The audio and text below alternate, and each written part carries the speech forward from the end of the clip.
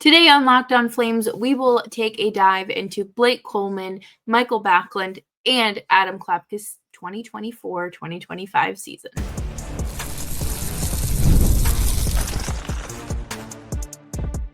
You're Locked On Flames, your daily podcast on the Calgary Flames. Part of the Locked On Podcast Network, your team every day.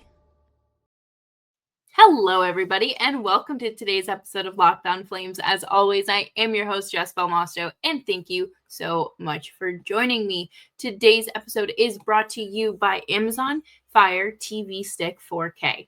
Turn any TV into your Xbox, no console needed. Head to amazon.com/Fire TV Locked On to learn more. Today, we are going to be continuing player evaluations, looking at Blake Coleman, Mikael Backlund, and Adam Klapka as we continue through the offseason. Can you believe it's only been 2 weeks without Flames hockey? It feels like it's been a lot longer. Make sure you're subscribed to Locked On Flames wherever you get your podcasts, as well as YouTube. We're here for you Monday through Friday, 5 days a week, your team every day. And Mikael Backlund. Let's start with the captain, the big man. Well, I guess Adam Klapka is the big man here, but big man on campus, I suppose. Backlund,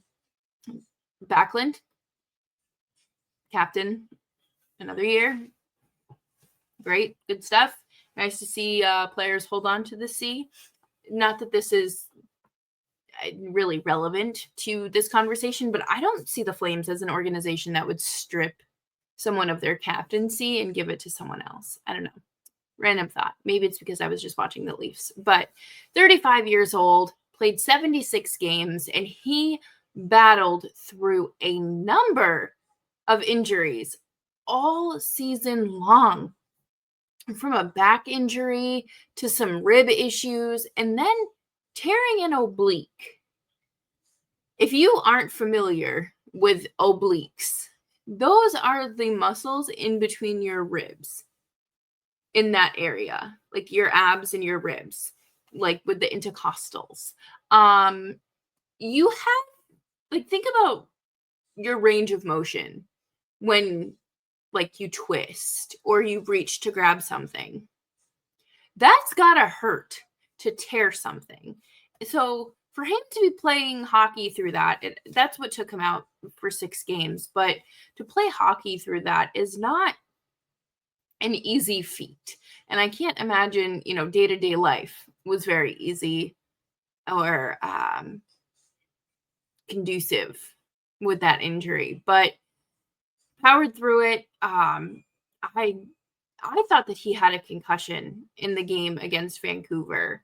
I forget who hit him, but he didn't. I don't believe he came back for the game, so I truly thought it was a concussion, but I guess that was the oblique injury. Maybe just tweaked it the wrong way. I don't know. But I do want to take a look at his production, because he did match last season's total of goals, 15 goals, had 17 assists. So it's good to see that, he's still scoring. You do have to worry about players once they get really over, I guess, like 33, 34, I feel like is the new threshold. It's not just 30, because these players go on to play until they're like 40, 45. Well, I don't think 45, but until they're well beyond where they used to. And it's good to see that he's still producing and still being, still holding it down. And that's very important, considering the lack of center depth. And it shouldn't go without praise that at 35 years old, he is still playing, 18, almost 19 minutes a night. I did, however, just take a look at, I wanted to compare some stats from the season before and this one, just to kind of see if there'd been any sort of drop off. Has there been any sort of noticeable changes that, stark differences? But He did see a decrease in ice time from 9 minutes, again, an average of 19 minutes and 15 seconds to 18:44. So that's what? Maybe one less shift a game, depending. Maybe two. Probably just one, honestly. But I think that it is very normal, I guess, to see, especially as like the third, I guess they're really the second line through most of the season, but to see that kind of shift. I am curious to see what we're looking at for next season.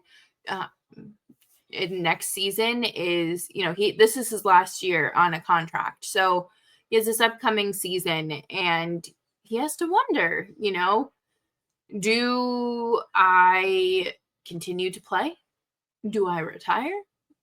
Go out with a little bit of grace? Like what is the goal here? Because I unfortunately don't think the Flames will be Stanley Cup contenders next year. So something to think about there. He also had a drop off in face-off win percentage. He went from 50.5% to 48%.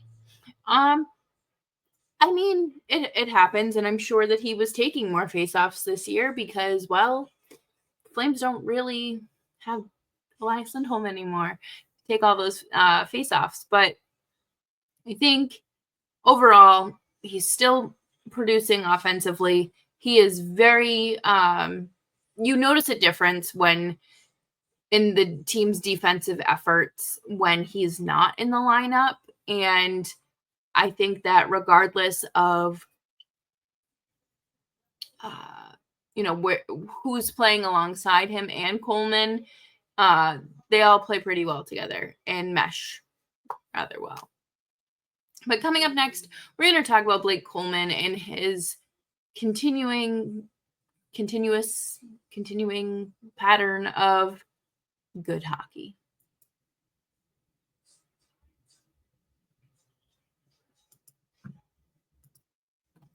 These Stanley Cup playoffs are here, and if you've never been to a live NHL playoff game, it is unlike anything else.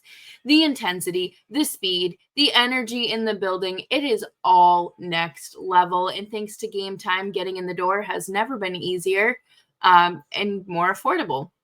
Game Time is the fastest way to grab playoff tickets, even for those must-see matchups.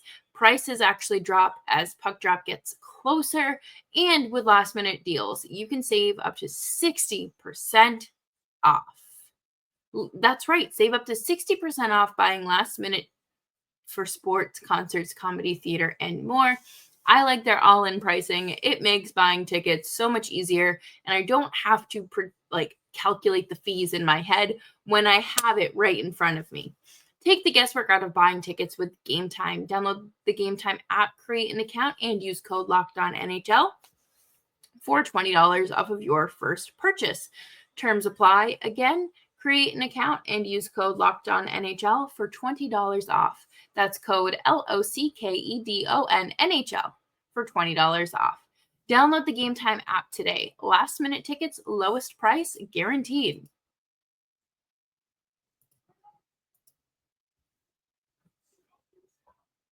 Thank you, everyone, for tuning into today's episode of Locked On Flames. Make sure you're subscribed wherever you're getting your podcasts, as well as YouTube. We are here for you Monday through Friday, 5 days a week, your team every day. And let's talk about Blake Coleman. This is Blake Coleman's 4th year in Calgary. Hard to believe that he still has 2 years left. I feel like I was just recording the episode where he signed in Calgary, and it feels like a lifetime ago. I feel like the Flames have gone through so many changes and growth and changes since then, that this is an entirely different team, and Blake Coleman is still playing good hockey, and that's obviously very good to see, considering you still have some time left on that contract. And one thing I noticed was his stamina. It's not like he is, and this isn't like a knock to him or anything.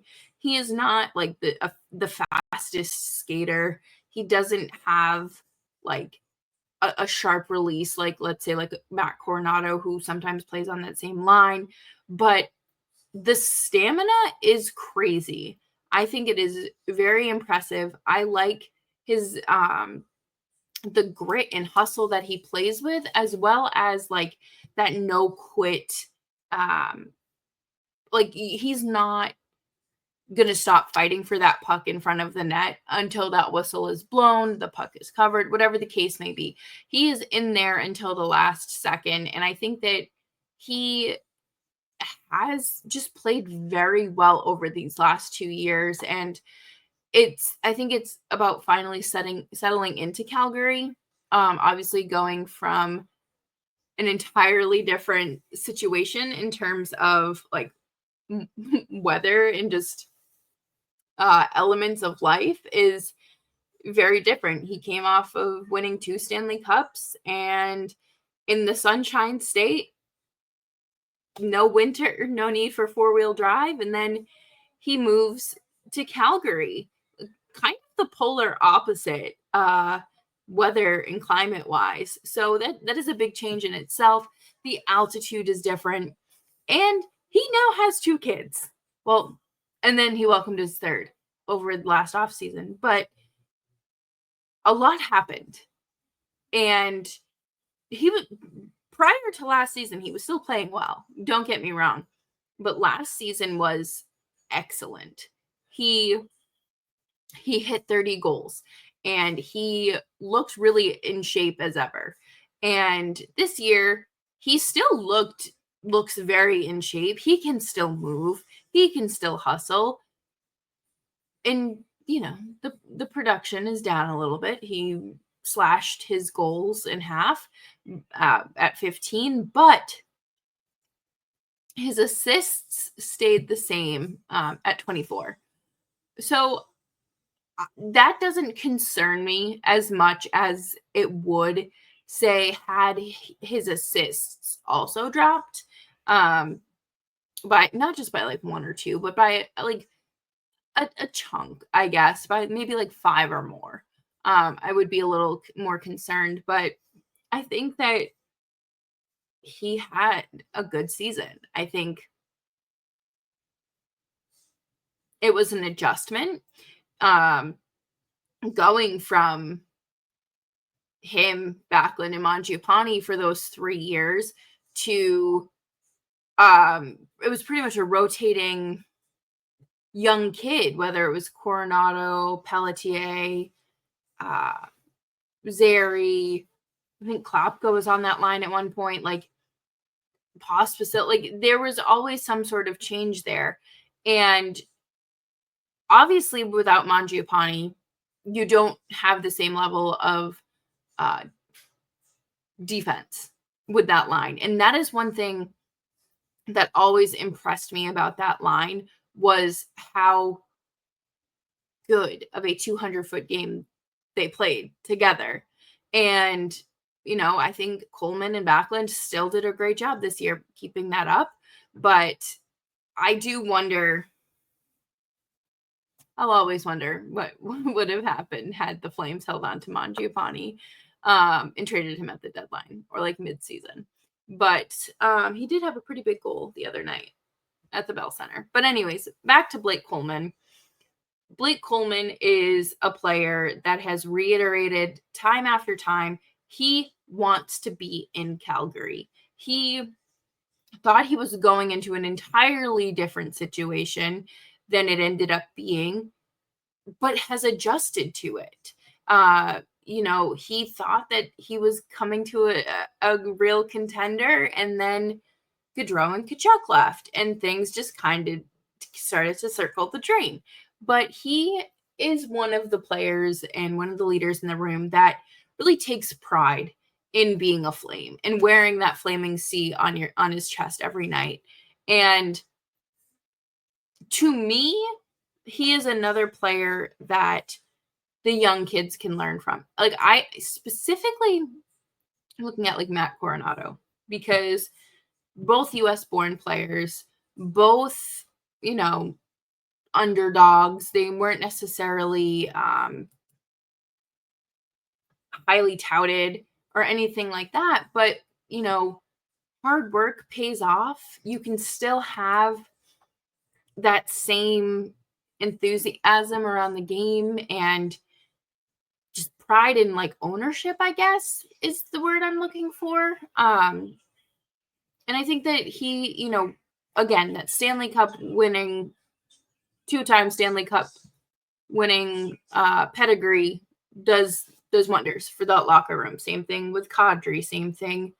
Kadri and Coleman, I'm pretty sure are the only Stanley Cup winners on that team. But anyways, having those voices in the locker room mean a lot to these younger guys. And I think that the Flames ownership and management has really reiterated how important culture is. And I think that it's good. The young room needs players to learn from and to show like what's possible, because I think of like San Jose. They are a very young group, and they brought in Tyler Toffoli, good veteran, also a Stanley Cup champion, has been around a few locker rooms, and has been a mentor and a leader in other young locker rooms, like the Montreal Canadiens back in 2021. I think of Chicago, who has Connor Bedard, and they just kind of like left him floating for a year. And then they brought in guys like Nick Foligno. They brought in, Patrick Maroon, Pat Maroon, Taylor Hall, like these veterans and guys to learn from. And I think that is something the Flames will continue to do as, these players age out and they continue to get younger. But coming up next, we are going to talk about the big man on campus, Adam Klapka, and his surprise year in the NHL.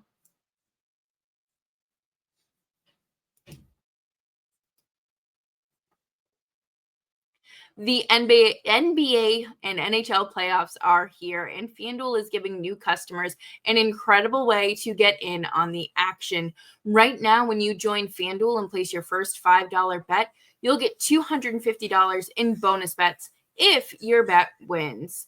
I love how FanDuel makes betting super easy, whether it's picking my favorite team or diving into player props. I personally am someone that just enjoys a good same game parlay. This player is going to have this many shots. This player is going to have a few blocks, and this is how they are, they're going to hit the over. Don't miss out. Head to FanDuel.com and claim your $250 in bonus bets today.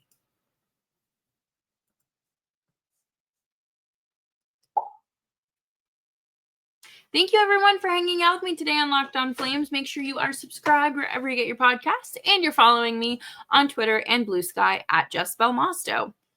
Adam Klapka, okay? Adam Klapka is a big dude. He is 6'8" and has just surprised me this season. 6'8" and 235 pounds. He is a big dude.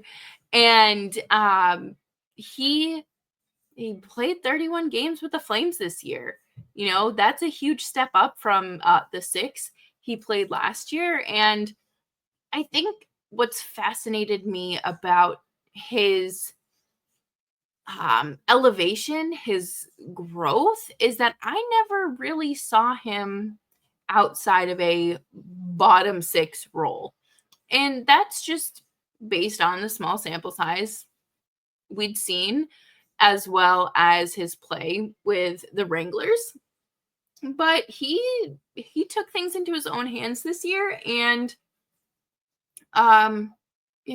just really proved me and a lot of other people wrong. I think one thing that is so nice about Adam Klapka is the duality of a man. He brings a lot to the table. He obviously has a little bit of an offensive upside. He can score pretty, I don't want to say consistently, but he's good for a goal every few games. He is big, so taking up space in front of the net front presence, love to see it. He is big, again, takes up a lot of space wherever he is on the ice, and he's big and throws big hits and can fight. But point being, he emerged as a player that took a step forward in his game that I don't think is necessarily like unexpected, but I don't think it was to the same what's the word I'm looking for? It was just yeah, I guess unexpected is the right word, because it was to a different level of what I fully expected from him. And with the amount of games he played, 31 is a lot more than what I expected. Sure, he only had 10 points over those games or throughout those games, but like he was doing some big things. He was able to step up and get down, get gritty, get dirty with the opponents in the crease or by the crease, net front. He threw big hits, and they were always they were clean hits, which I think helps him a lot. And I think that he really surprised everyone. I'm looking over his stats right now. He had 108 hits this season. Let's see. Averaged about 9.5 minutes on ice compared to 6 minutes the year before. I think that roster spot being pretty consistently open throughout the year helped him, and it was to his advantage for sure. I don't necessarily think the Flames keep him in that top line role. I think next year things will probably change. Obviously, you have to do what you have to do to make the end of your season happen. But Klapka had a big latter half of the season. The tail end of the season was pretty good for him. He had 2 goals in 5 games. He was having, he had a multi-point game. There was a lot of good things for him happening. And unfortunately, it didn't necessarily translate to the AHL playoffs, but with the Wranglers being eliminated, he does get to go represent Czechia at Worlds alongside Sam Honzik, which is pretty exciting.